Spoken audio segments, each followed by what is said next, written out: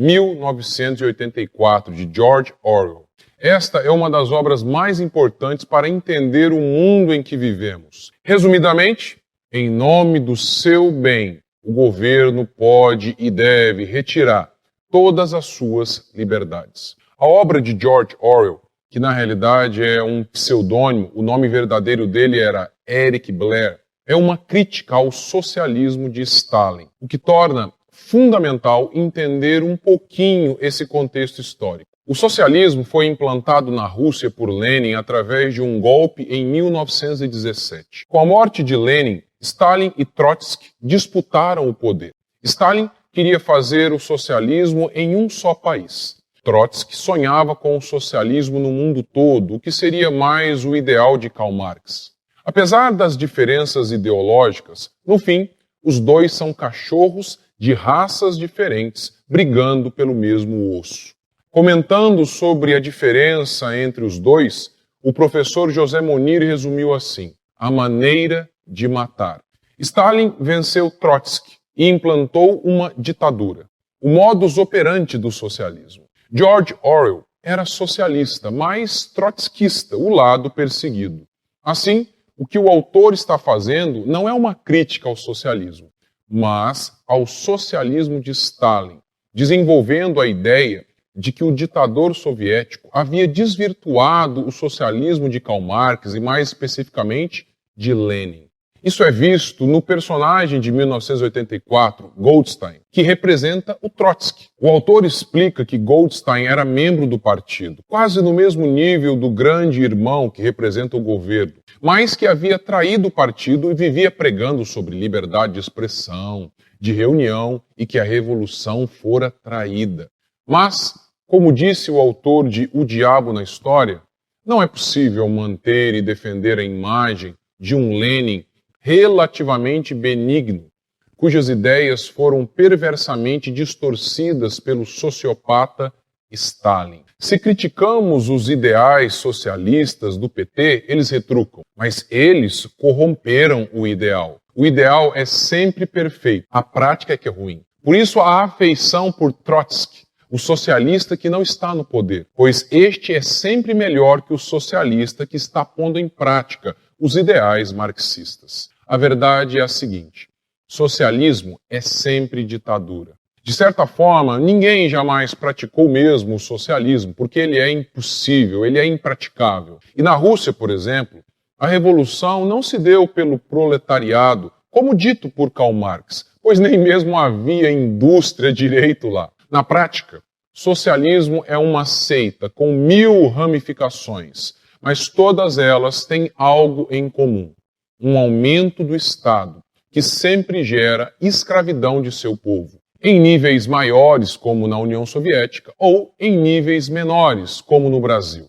Marx resumiria o capitalismo assim: capitalismo é produzir o máximo pelo preço mais baixo para extrair lucro. E isso só acontece por meio de exploração. E eu defino o socialismo assim: socialismo é produzir o mínimo pelo preço mais caro, e isso só acontece através de uma ditadura. Seja ela uma ditadura leninista ou stalinista, que pega em arma e sai matando todo mundo, ou uma ditadura fabiana, em que se vai aplicando o socialismo aos poucos, por meio de doutrinação, principalmente na escola. E apesar de diferente na atuação, ambos restringem nossas liberdades. Sob Stalin, milhões de pessoas foram assassinadas, de maneira direta ou indireta, em paredões ou por conta da política desastrosa socialista de Stalin. Na Ucrânia, por exemplo, ele coletivizou os campos. Não seria mais o mercado, as pessoas e a demanda a organizar o plantio, seria o governo. Resultado: 3,9 milhões de mortes de fome durante a crise, mais 6,1 milhões de crianças mortas nos anos seguintes. Essa tragédia ficou conhecida como Holodomor, em ucraniano, matar de fome. Os testemunhos nos países socialistas são de canibalismo, mães se prostituindo para alimentar seus filhos, tudo isso por conta da miséria. Esse é o socialismo de Stalin, de Mao Tse-tung, do PT. Esse é o socialismo. A coletivização dos meios de produção em qualquer época sempre gera fome. Quando o Estado domina a economia, há desgraça, não importa a cultura ou o povo. Ou seja, o tema do livro então seria: o socialismo de Stalin gera ditadura. A verdade, o socialismo de qualquer forma gera ditadura. George Orwell mirou em um, mas a sua bala serve para todos os socialistas. E é isso que a gente vai fazer aqui ao comentar este livro. Então, bora lá. Winston é o personagem principal desta distopia. Ele é um funcionário do partido que vive numa sociedade totalmente dominada pelo governo. O cartaz com a foto de um homem anuncia: o grande irmão está te vigiando. Em cada casa havia uma teletela, espécie de televisão que vigiava cada passo de cada cidadão. É daí, inclusive, que vem a inspiração para o Big Brother. Até dentro de casa, no seu foro mais íntimo, o Estado estava lá. Você tinha de viver e vivia por um hábito que se tornava um instinto, presumindo que cada som que fazia era ouvido e cada movimento, exceto no escuro, examinado. Como hoje, o Estado vigia como cultuamos, como criamos nossos filhos, tentando nos dizer que não podemos fazer homeschooling. Esse é o pensamento da esquerda. O grande irmão é o Estado e você é o irmão menor, que não sabe se proteger e precisa do cuidado do Estado para decidir em seu lugar o que é melhor para você. Esse olhar que tudo vê não é para a sua opressão, é para a sua proteção. O grande irmão é descrito assim: aquele que zela por ti. Você nunca viu isso aqui no Brasil? Há pouco tempo, Dória, no mesmo instante em que retirava nossas liberdades mais naturais, como o direito de trabalhar, ele dizia: vocês me elegeram para cuidar de vocês. Eu sou o grande irmão de vocês. Lembra do tema? Em nome do seu bem, vou retirar suas liberdades. Como é essa sociedade dominada pelo governo? Como se faz esse controle, de acordo com George Orwell, em 1984? O domínio da linguagem. Esse governo opressor cria um novo idioma, nova língua, de vocabulário restrito, para não correr risco de se desenvolver nenhuma ideia. Nele, as palavras perdem o sentido original. Algumas frases são sempre repetidas pelo governo. Liberdade é escravidão. Guerra é paz. Ignorância é força. As palavras, portanto, não são mais símbolos que visam retratar a realidade, mas engodos com o objetivo de controlar a população. Um exemplo disso em nossos dias? Ideologia de gênero. A crença de que você nasce homem, mas pode ser o gênero que quiser. Note aqui o domínio da linguagem como estratégia para mudar a realidade. A palavra sexo era usada para pessoas e a palavra gênero era usada para palavras. Você perguntava: qual o sexo do bebê? Menino ou menina? E qual o gênero da palavra maçã? Masculina ou feminina? Por que usar gênero para pessoas? Confundir mesmo e fazer uma separação entre sexo biológico e quem você é, homem ou mulher. Uma coisa é o seu sexo masculino, outra coisa é o seu gênero, que pode ser feminino, diz a ideologia de gênero. Repita a mentira 1000 vezes até que ela se torne verdade. Liberdade é escravidão, guerra é paz. Um homem pode ser uma mulher.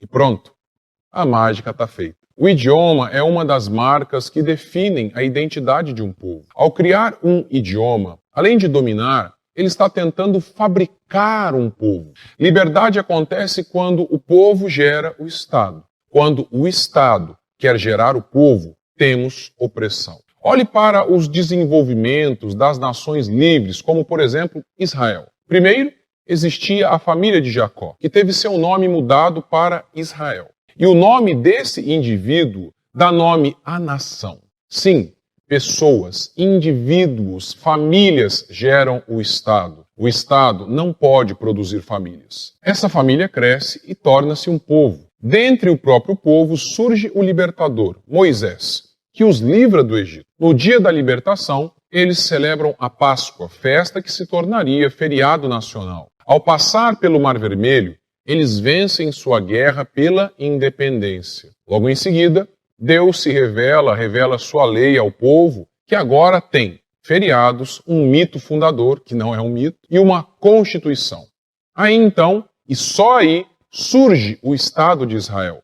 Todos esses regimes totalitários, fascismo, nazismo, socialismo, tinham algo em comum: a crença de que o Estado podia reformular a sociedade. E para fazer esse Frankenstein, vale retirar nossas liberdades, matar judeus, enviar inimigos públicos para os gulags, tudo em nome da construção de um grande povo. O Evangelho também se propõe a gerar um novo homem. Quem crê em Cristo, nova criatura é, afirmam os Evangelhos. Mas qual a diferença da genuína fé cristã para esses movimentos totalitários, já que os dois querem gerar um novo homem? O Evangelho o faz por meio do convencimento, os ditadores através do aparato governamental. Um missionário chegava a uma tribo indígena em que as pessoas andavam nuas e tinham valores totalmente diferentes dos de Cristo e fazia o quê? Colocava-os no paredão? Obrigava-os a ler a Bíblia? Não. A única arma era o convencimento. Mas como a esquerda faz no Brasil e no mundo?